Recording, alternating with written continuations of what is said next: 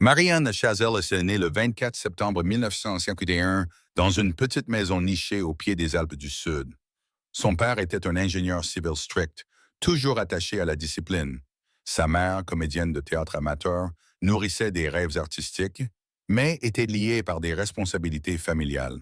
Dès son enfance, Marianne a grandi dans un espace où deux mondes opposés se croisaient. La raison et les principes de son père et les rêves artistiques colorés de sa mère. À 4 ans, la petite Marianne a assisté au divorce douloureux de ses parents. La chaleureuse maison de l'époque s'est soudainement vidée, de longs silences se mêlant aux soupirs de son père et à la déception muette de sa mère. Malgré les efforts de sa mère pour la protéger par des récits dramatiques, l'image de son père au regard sévère continuait à donner à sa fille un sentiment d'infériorité, comme si elle portait sur ses épaules le fardeau d'avoir été forcée de sacrifier ses rêves. Adolescente, Marianne a commencé à ressentir le décalage entre ses aspirations et la réalité. Étudiante à Gap, où le vent des montagnes soufflait souvent dans les ruelles étroites, elle caressait autrefois le rêve de monter à Paris, la capitale, pour se produire sur de grandes scènes. Mais le souvenir obsédant d'un accident secret, une grossesse non désirée à 24 ans, puis l'abandon du bébé par une nuit d'orage, la hantait toujours comme une blessure jamais cicatrisée. Cette erreur tardive fut non seulement une tragédie personnelle, mais aussi une souffrance publique lorsque les rumeurs de la petite ville la qualifièrent de scandale, menaçant l'honneur de sa famille. Pendant des années, elle garda cette perte enfouie dans son cœur, ne la laissant ressurgir qu'à la tombée de la nuit, lorsque les lumières de la scène s'éteignaient. L'image d'une jeune fille assise seule dans une clinique, les larmes coulant silencieusement sur ses joues, devint une chante triste, incessante. Dans l'esprit de Marianne, chaque image de l'enfant qui n'est jamais né est encore plus nette que ses rôles ultérieurs, car elle porte en elle toute la solitude, la honte et le désir de commencer une nouvelle vie. Le premier tournant décisif eut lieu lorsqu'elle rejoignit la troupe Le Splendid, une jeune troupe d'humoristes enthousiastes du Café de la Gare à Paris. C'est là, aux côtés de ses partenaires Christian Clavier, Thierry Lhermitte, Josiane Balasco et Michel Blanc, que Marianne retrouva le plaisir de créer. Ils s'installèrent ensemble à une vieille table en bois, écrivirent des scénarios sur des bouts de papier, puis les présentèrent sur scène sous les rires joyeux du petit public. C'est lors de ces répétitions tardives et de ses premiers applaudissements qu'elle réalisa que l'art non seulement guérissait sa douleur, mais lui offrait aussi des opportunités d'affirmation de soi. Cependant, les cicatrices du passé poussèrent Marianne à persévérer. Elle eut un jour l'impression d'être cataloguée comme humoriste et ne put échapper aux stéréotypes de Gigi et Zette, des images quelque peu superficielles comparées à l'âme profonde qui les habitait. Ayant été maintes fois refusée pour des rôles dramatiques, elle se demandait si son talent serait un jour pleinement reconnu. Mais ce sont ses limites qui lui ont donné sa force. Si elle choisissait la comédie pour entrer dans la vie, elle ferait de son sourire sur scène une arme pour vaincre tous les préjugés. Le jour de son 31e anniversaire, alors que les bougies du gâteau étaient encore chaudes, Marianne réfléchissait à son parcours, d'une jeune fille vivant dans la honte à cause de sa famille brisée, à une comédienne en herbe animée d'un désir ardent de conquérir le public. Les vieilles blessures n'étaient pas un fardeau, mais un levier pour aller de l'avant.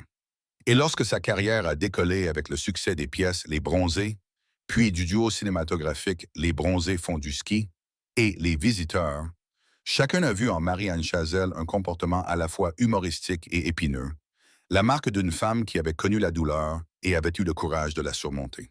Après son succès avec Le Splendid au Café de la Gare, Marianne Chazelle fait officiellement ses débuts sur grand écran à la fin des années 1970 et au début des années 1980. Les Bronzés la rendit familière. Le rôle de Gigi, la serveuse innocente et charmante qui faisait rire le public à chaque numéro de jonglerie.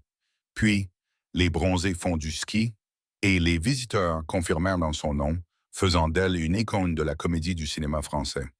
Durant ces années brillantes, Marianne accepta non seulement des invitations pour jouer dans des films, mais se forgea également une scénariste et réalisatrice prometteuse. Elle participa à l'écriture de scénarios pour de nombreux petits projets, tout en s'essayant à la mise en scène, une ambition audacieuse qui l'aida à trouver sa propre voie, ne se limitant plus à des images humoristiques monotones. À chaque fois qu'elle se présentait sous les projecteurs, Elle portait l'assurance d'une femme ayant surmonté un passé douloureux, offrant au public non seulement des rires, mais aussi des messages sur le désir de vivre pleinement. Au sommet de sa carrière, Marianne rencontre le réalisateur Alain Chazelle.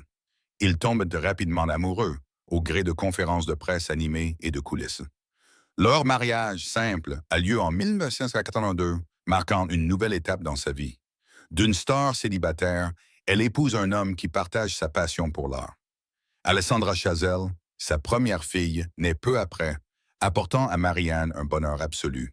Une petite famille chaleureuse, contrastant fortement avec le traumatisme de son enfance. Par ailleurs, la vie conjugale présente également des défis. Le rythme de tournage chargé et les longues tournées l'éloignent parfois de chez elle.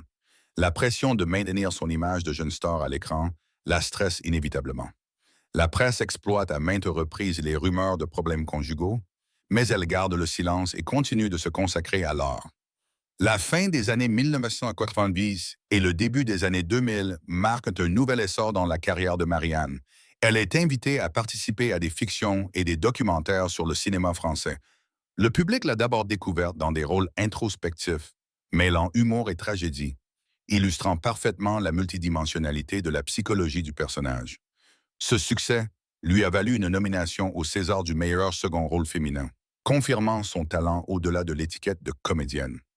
Cependant, à mesure que les projecteurs s'éteignaient, la santé de Marianne commença à décliner. Une arthrite chronique la faisait souffrir à chaque montée sur scène. Sa voix, autrefois claire, nécessitait désormais des traitements répétés pour les sinus. La plupart des projets de films durent être suspendus ou confiés à des collègues. Lorsque la Press People rapporta sa grave maladie, son mari, Alain, s'exprima publiquement pour la première fois. « Ma femme est sur le point de quitter ce monde. » Un aveu à la fois choquant et révélateur d'un amour et d'une peur profonde. Au cœur de cette période difficile, Marianne choisit de se consacrer au travail social en soutenant une association d'aide aux patients souffrant d'arthrite. Elle utilisa sa voix et son image pour collecter des fonds, appelant ses collègues à organiser des concerts et des ventes aux enchères caritatives, récoltant ainsi des centaines de milliers d'euros pour la recherche médicale. Bien que son corps soit faible, son esprit reste fort. Elle a partagé dans une rare interview « Je ne peux plus jouer mes pièces, mais je peux continuer l'histoire de la femme qui refuse de succomber à la maladie. » Alors que les derniers rayons du soleil d'automne se déversaient doucement dans le couloir de l'hôpital, Marie-Anne Chazelle savait qu'il ne lui restait plus beaucoup de temps. La petite pièce sentait l'antiseptique, mais elle était aussi remplie de précieux souvenirs. Une photo de famille posée près de la fenêtre, un bouquet de roses fraîches envoyé par une collègue et une tablette diffusant des scènes de comédie classique dans lesquelles elle était apparue. Malgré ses forces épuisées, elle gardait l'habitude de parcourir l'écran, souriant à chaque instant de sa brillante jeunesse. Alain, son ancien compagnon, était à ses côtés tous les jours, les yeux embués de larmes, mais s'efforçant de ne plus l'inquiéter.